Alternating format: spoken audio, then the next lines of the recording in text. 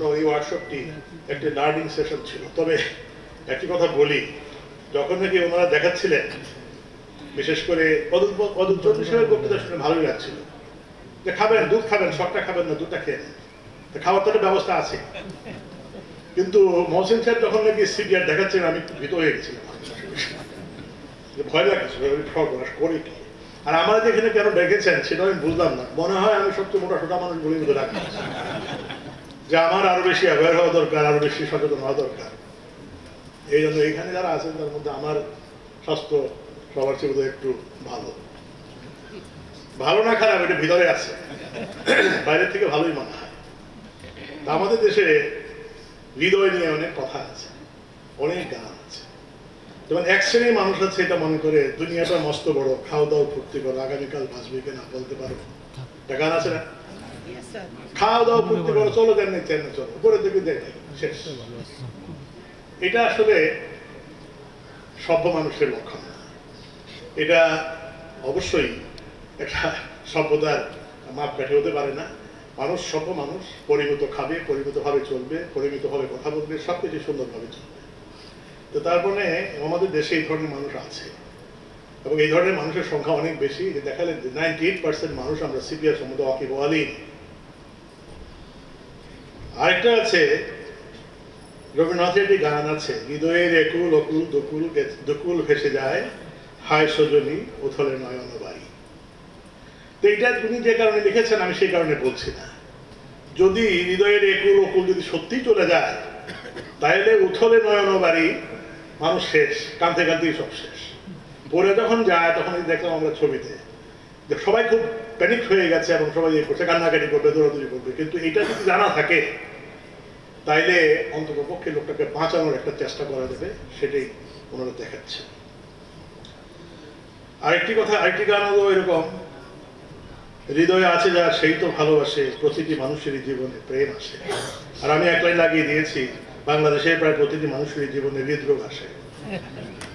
এই যে হৃদরোগ, আমাদের দেশে হৃদরোগ বিশেষজ্ঞ যারা আছেন নিঃসন্দেহে তারা অত্যন্ত ভালো। বাংলাদেশের বিভিন্ন ডাক্তারদের সম্বন্ধে বা বিভিন্ন এদের সম্বন্ধে যখন কথা হয়, আমার কাছে একটা জিনিস মনে হয়, কার্ডিওলজি, আমাদের ডেন্টিস্ট্রি এবং আমাদের আই চোখে অপথলমোলজি, এই তিনটা বিষয়ে আমাদের দেশের ডাক্তাররা যথেষ্ট ভালো এবং বাইরের ডাক্তারদের চেয়ে এখানে সহজলভ্য, মানে সাশ্রয়ী মূল্যে আমরা চিকিৎসা পেতে পারি। অন্য দেশে কিন্তু এত সহজে এবং এত সস্তায় চিকিৎসা পাবেন না। আমরা এতজন আইনজ্ঞ, কিন্তু আমি নিশ্চিত এখানে আমরা কেউ সিপিআর এর নিয়ম কিন্তু জানি না। আজকে শেখার পরে হয়তো জানবেন অনেকে, জানি না, এমনকি আমি নিজেও তো জানি না। তাহলে খেয়াল করে দেখুন, এত বড় একটা সুদৃঢ় সমাবেশে আমরা সবাই একটা মানবিক বিপর্যয়ের সম্মুখীন হয়ে যাব যদি এখানে কারো কার্ডিয়াক অ্যারেস্ট হয়। অথচ আমাদের এখানে সিপিআর জানা থাকলে হয়তো এই বিপর্যয় রোধ করা সম্ভব হতো। এটা তো অত্যন্ত জরুরি একটা বিষয় যে আপনাকে সিপিআর এর বিষয়টা যদি প্রাইমারি একটা ধারণা দেওয়ার জন্য যে পাঠ্যপুস্তকে বাচ্চাদেরকে শেখানো হয়, আমি জানি বাইরে কিন্তু শেখানো হয়। আমি বহুদিন বহুবার বহু জায়গাতে বলেছি যে আমাদের শিক্ষা আমাদের মৌলিক অধিকার এখনো নয়। আমাদের স্টেট পলিসিতে শিক্ষার কথা বলা আছে সংবিধানে। আমি নুরুল ইসলাম সাহেব যখন শিক্ষামন্ত্রী ছিলেন তখন একটি অনুষ্ঠানে ওনার সঙ্গে একই মঞ্চে কথা বলার সুযোগ হয়েছিল আমার স্কুলের একটি প্রোগ্রামে আমার এলাকাতে। এছাড়াও আমি বহুবার বলেছি যে আমাদের দেশের শিক্ষা বাচ্চাদের পাঠ্যক্রমে সংবিধান সম্বন্ধে, বাংলাদেশের সংবিধানের একটা সামান্য ধারণা দেওয়ার মতো একটা চ্যাপ্টার থাকতে পারে। আমি বহুবার বলেছি, এগুলি জানি না ওনারা কি বুঝতে পারেন কিনা, বুঝতে পারেন। এখানে একজন সাবেক মন্ত্রী আছেন, তিনি তো আজকে আমাদের কাতারে, কিন্তু তিনিও তো মন্ত্রী ছিলেন। তো মন্ত্রী সাহেবদের বলা যায়, পত্র করবেন জানি না, তবে পড়াটা খুবই জরুরি। একজন আইনজীবীকে সকালে হয়তো কোর্টের চেম্বারে কাজ করতে হয়, তারপর সারাদিন এই কোর্ট ওই কোর্ট ছোটাছুটি, অনেক সময় মামলা শুনানি করার কারণে দুপুরে হয়তো লাঞ্চও করতে পারে না। বিকেলে আবার তাকে ছুটতে হয় নিজস্ব চেম্বারে, সেখানে পরের দিন মামলার প্রস্তুতি নিতে হয়, নতুন ক্লায়েন্ট আসলে তাদের সামলাতে হয়, আর বাসায় ফিরতে ফিরতে হয়তো মধ্যরাত। ফলে অনেক ক্ষেত্রেই একজন আইনজীবীর পক্ষে তার শরীরের যত্ন নেওয়া সম্ভব হয় না, ব্যায়াম করার প্রশ্নও মিলে না। তা আমার বেলায় তো অবশ্যই প্রযোজ্য। আমার কোনো সময়ই নেই, আমি হাঁটতেই পারি না, হাঁটার চেষ্টা করি, এটা ভান করি আর কি, ভাব নেই যে হাঁটতেছি। এই হাঁটার পরে দেখি এটা কতক্ষণ হলো, 15 মিনিট। ওই যে ডাক্তার সাহেবটা আশা দিয়েছে যে 15 মিনিট হলেও করে, করি, চেষ্টা করি 15 মিনিট, 20 মিনিট, 22 মিনিট, 30 মিনিট করার চেষ্টা করি, কিন্তু সময়ের হবে হয় জন্য আজকে আর পারবো না। এখানে যাওয়ার পর আমার আর 2টা প্রোগ্রামে যেতে হবে। পড়াশোনা তো আছেই, কাজের বেলা পড়াশোনা তো করতেই হবে। তো আপনাদের সাথে আমাদের দর্শকদের তফাৎটা হলো এই যে আপনি যতই কাজ করবেন ততই পকেটটা স্ফীত হবে। আর এই জজ সাহেব, আমাদের যে আরিফ সাহেব বসে আছে এখানে, যতই কাজ করুক, আমরা একটা ইউনিভার্সিটি স্লোগান দিলাম না, পুলিশ তুমি যতই মারো বেতন তোমার।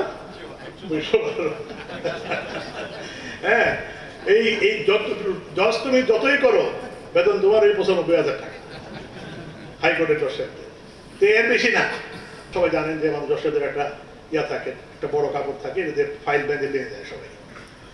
তো ওই ফাইল দিয়ে যখন নিয়ে যাই বাসায়, তখন তো বেগম সাহেব বলে, ও এটা আবার নিয়ে আসছো, তাহলে আসলা কেন, ওখানে থাকতা, খাবার পাঠাই দিতা, তুমি আসো কেন। ছেলেটাকে যখন বাপ মা গালিগালাজ করে, মানে বকা একটু শাসন করে আর কি পড়াশোনার জন্য, ছেলে বলে হ্যাঁ খালি মা তুমি খালি করো, বাবা তো কিছু করে না। বাবা বলে আরে আমি করবো কেন, তো জানি না কিছু, আমার জানার সময় নাই।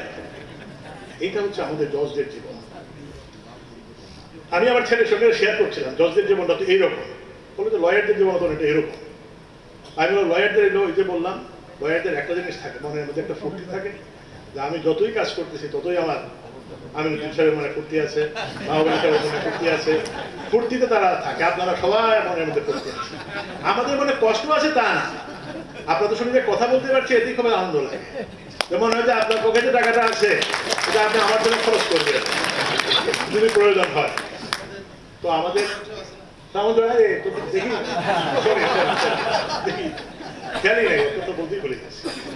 তো এই যে অবস্থা আমাদের দৈনন্দিন জীবনে, আমরা এইভাবে যেভাবে নাকি জীবন,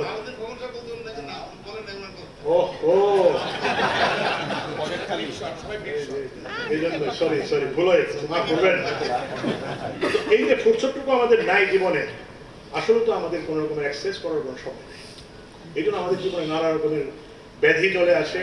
দেখবেন আমাদের অ্যাডভোকেট সাহেবরা কত কম বয়সে চলে যাচ্ছে। একটা কথা আমাদের বারের প্রেসিডেন্ট সাহেব বলেছেন, আমার কথা যে আমি আসি, আমার ভালো লাগে, আমারও ভালো লাগে, আসতে তো খুবই ভালো লাগে। এবং আসার পরিবেশ আমি আরেকদিন বলেছিলাম, যেখানে মাহবুদ্দিন খোকন আর শাহ মঞ্জুরুল হক একসঙ্গে প্রোগ্রামে থাকে, সেখানে মানুষ অনেক বেশি হয় এবং আমাদেরও বাঁচতে ভালো লাগে। এই পরিবেশটা যেন ভালো থাকে, এইটা চাই। কন্ডিশন হলো একটা, সেটা হলো ইলেকট্রিসিটি বিলটা কবে দিবেন। 7 কোটি টাকা ইলেকট্রিসিটি বিল, ডাক্তার সাহেবরা যদি শুনে আজকে ভাবে আমরা কোথায় আসছি। তো এইটা আপনি ভোট দেবেন, আপনাকে ভোট দেবে সবাই, যারা বলছেন ভোট দেবে, এইটা দিতে হবে, কারণ এটা সরকারের পাওনা। এইটা আমিও যখন বাড়ির মেম্বার ছিলাম তখনও মনে আছে আমির ইসলাম সাহেব সভাপতি, তিনিও একটা উদ্যোগ নিয়েছিলেন যে আসুন আমরা সবাই দিয়ে দিই, পাট করে দিচ্ছি। এখানে লজ্জার বিষয়, এটা আমরা লয়ার আমরা কেন দেবো না, আমরা আয় করি যথেষ্ট, দেবো না কেন। যাই হোক, এই বিষয়গুলো মাথায় রাখবেন, মাথায় রেখে আপনারা করবেন। আরেকটা জিনিস বলে শেষ করছি, এই যে সিপিআর আজকে দেখবেন, একটু পরে চলে যাবো, আমার প্রোগ্রাম আছে আরো, আপনারা আরো কিছু থাকবেন, কোশ্চেনের প্রশ্ন করবে, উত্তর দেবে তারা। আর সিপিআর এই যে চাপাচাপিটা শিখে গেলেন, আজকে গিয়ে বাড়িতে প্র্যাকটিস করেন না। স্ত্রীরা স্বামীর উপরে, স্বামীরা স্ত্রীর উপরে।